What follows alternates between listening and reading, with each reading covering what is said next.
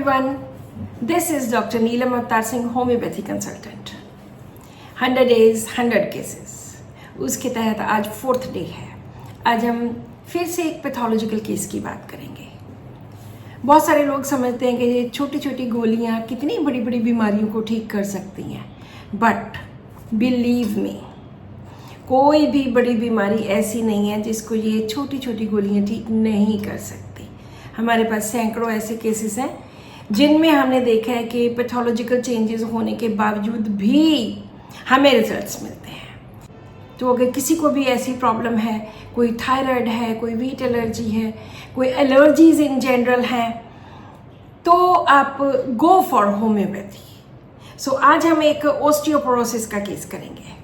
Osteoporosis जिसमें bones बहुत brittle हो जाती हैं, थोड़ा सा झटका लगा और टूट गई, इस तरह की होती हैं, कमज़ोर हो जाती है, वीक हो जाती है, ब्रिटल हो जाती हैं.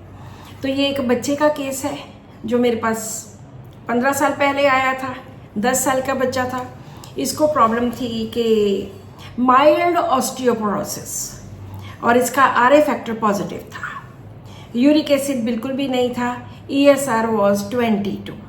इसकी तकलीफ़ क्या थी कि इसके पेन रहती थी नीज़ में, घुटनों में, लेग्स में बहुत दर्द रहता था और खेलता बहुत था और पेन होती रहती थी. जो भी इसकी प्रेजेंट कंप्लेंट थी वो ये थी कि इसकी राइट नी में बहुत ज़्यादा दर्द होता था. तो ये हमारे यहाँ पे PJ एक बहुत बड़ा इंस्टीट्यूट है जहाँ से आम लोग बहुत सारी दवाइयाँ खाते हैं, क्योंकि ये रिसर्च सेंटर है जहाँ से लोगों का मानना है कि बहुत अच्छा एलोपैथिक ट्रीटमेंट होता है. So they also went to PGI. वहाँ उन्होंने काफ़ी देर दवाई खाई.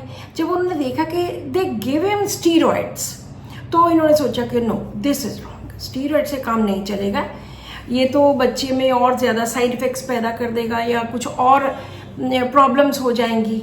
तो इसलिए उन्होंने वो बंद कर दी.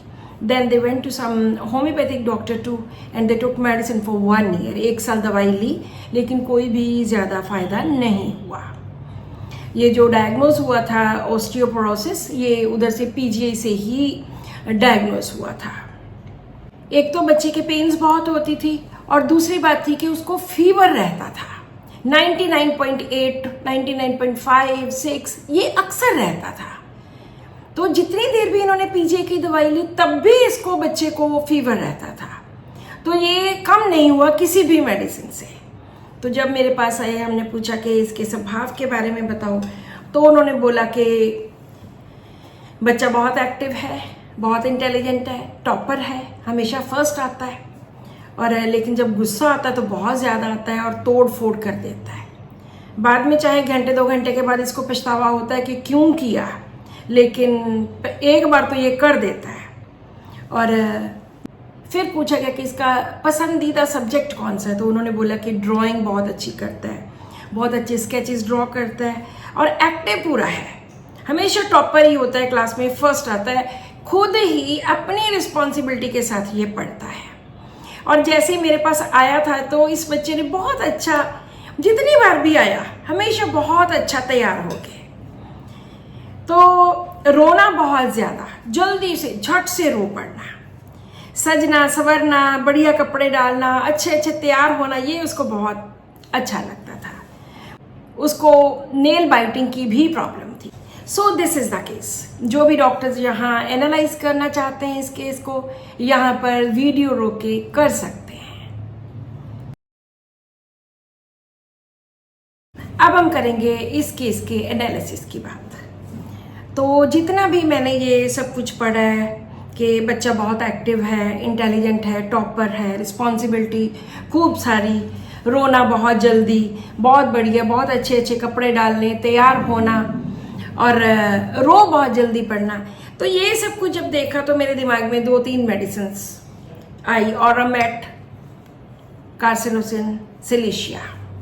हम फिर 1 by 1 करके रूल आउट करते हैं. जब उनसे पूछा गया कि ये ऑलराउंडर है या किस तरह का बच्चा, तो उन्होंने कहा कि ज़्यादा वैसे ही खेलता है लेकिन कोई स्कूल में गेम्स वगैरह में हिस्से ये नहीं लेता है.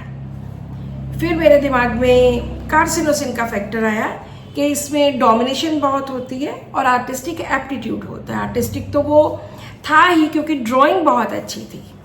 तो उन्होंने, उसकी मदर ने बोला कि मैं तो बहुत ज़्यादा स्ट्रिक्ट हूँ, ज़्यादा इसको शरारतें नहीं करने देती, मैं आई एम वेरी स्ट्रिक्ट। इसके फादर हालांकि बहुत ज़्यादा माइल्ड इस किस्म के थे। तो मेरी फर्स्ट मेडिसिन जो आई दैट वाज कार्सिनोसिन। ये जो अभी चार्ट यहाँ पे चल रहा है, क्योंकि डॉक्टर्स कहते हैं कि हमें वो चार्ट देखना है जिसमें मैंने मेडिसिन सेलेक्ट की है। तो ये वो वाला चार्ट है जिसमें मैंने पूरी सिलेक्शन लिखी है। Osteoporosis, brittle bones. मैं अक्सर कहती हूँ कि जब भी आपने मेडिसिन सेलेक्ट करनी है तो फर्स्ट जो बीमारी है उसको ज़रूर लिखिए, चाहे कंसिडर करो या ना करो। बाइटिंग नेल्स की प्रॉब्लम थी, डिस्ट्रक्टिवनेस, एंगर, वायलेंट, गुस्सा बहुत ज़्यादा, चीज़ों की तोड़ फोड़, फिर पछतावा, responsibility strong, artistic aptitude, intellectual, tidy, weeping easily, और जो लास्ट वाला था that was confirmatory element from domination by others, a long history of, क्योंकि उसके मदर बहुत ज़्यादा स्ट्रिक्ट थे। तो कार्सिनोसिन 30 दी पहले, 200 दी आफ्टर 1 वीक, लेकिन बच्चे का फीवर डाउन नहीं हुआ। 99.6, 7, 8 बस इतना ही रहता था। जब 2 महीने तक ये चलता रहा तो मेरे मन में ख्याल है कि इसका मतलब है शायद मेडिसिन ठीक नहीं है, क्योंकि उसका बुखार तो उतरना चाहिए। तो उसके बाद मैंने उनकी मेडिसिन, जैसे बहुत तोड़ फोड़, खूब इंटेलिजेंट, और ये सब कुछ देख के गुस्सा बहुत आना, रिमोर्स, ये देखकर मैंने उनको लैकेसिस दी। मैंने अपनी फर्स्ट सिलेक्शन को चेंज किया और इनको लैकेसिस दी। लेकिन लैकेसिस देने के बाद भी कम से कम 2 महीने लैकेसिस दी, 30 दी, 200 दी, 1M दी, कोई फीवर में फ़र्क नहीं आया। फिर मेरे मन में एक ख्याल आया कि पीजीआई ने भी 1 साल तक उसको दवाई दी, लेकिन उससे भी उसका फीवर नहीं उतरा। सो आई थॉट कि उसका बॉडी टेम्परेचर ही इस तरह का है। हालांकि उसको कभी ये फीलिंग नहीं हुई थी कि मुझे बुखार है, कभी भी नहीं ये फीलिंग हुई, कभी बॉडी एक नहीं ऐसे हुई थी कि बुखार वाली फीलिंग है। तो मैंने कहा कि ये आप अलग छोड़ दो इस चीज़ को, डोंट वरी फॉर दिस, अपने आप ही बॉडी टेम्परेचर है, अपने आप ठीक हो जाएगा। मैं दोबारा अपनी फर्स्ट सिलेक्शन पे आई, क्योंकि मुझे हमेशा इस बात का प्राउड रहता है कि जो फर्स्ट सिलेक्शन मैंने की है वो बिल्कुल करेक्ट की है। बल्कि मैंने जो सेकेंड उसको लैकेसिस दी वो गलत दी थी, लेकिन गलत मेडिसिन की होम्योपैथी में कोई जगह नहीं है। ना वो कोई अच्छा असर करती है, ना कोई वो बुरा असर करती है। सो उसके बाद दोबारा मैंने 2 महीने के बाद उसको कार्सिनोसिन दी। फिर मैंने 1M से स्टार्ट किया और देखते ही देखते वो बच्चा बिल्कुल ठीक हो गया। ऑलमोस्ट 1 ईयर तक उसकी मेडिसिन चली और हर 3 महीने के बाद वो बच्चे का टेस्ट करवाते थे और बिल्कुल 100% ठीक हो गया। अगर हम पहले टेस्ट से इन टेस्ट का कंपैरिजन करते हैं तो जो लेटेस्ट में 2-3 टेस्ट बताती हूँ। जो सबसे पहला टेस्ट था उसमें RA फैक्टर 128 था, ESR 22 और यूरिक एसिड 4.5। और जो अब काफ़ी देर 1.5-2 साल दवाई लेने के बाद उसका HB 12.3, उसके बाद 13.8 वाली मेरे पास लेटेस्ट रिपोर्ट है, ESR 8, uric acid 5.8 and RA factor 4.3। RA factor पिछली बार भी उसका 4.6 था। सो ये सारी रिपोर्ट्स मेरे पास हैं एंड जो लेटेस्ट ये रिपोर्ट थी ये भी 5 साल पुरानी है। HB 13.8, ESR 8, uric acid 5.8, RA factor 4.3 और उसके बाद कभी भी इसको बच्चे को कोई भी पेन नहीं हुई और ना ही कोई उनको लगता है कि अब तो इसकी बीमारी बिल्कुल जड़ से चली गई है, 100% ख़त्म हो गई है। सो जो मेन फैक्टर इसमें जो हमने कंसिडर किया that was anger, violent, डिस्ट्रक्टिवनेस, remorse, responsibility strong, artistic aptitude.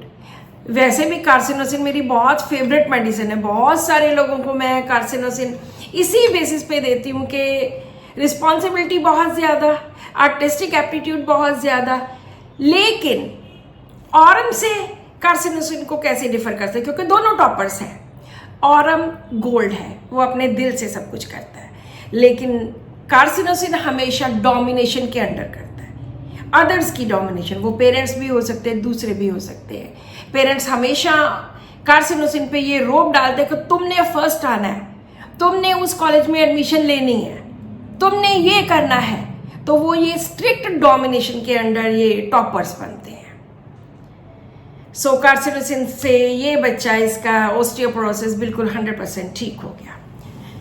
तो अगर आप में से किसी को भी कोई ऐसी प्रॉब्लम है, don't hesitate to go to a homeopath.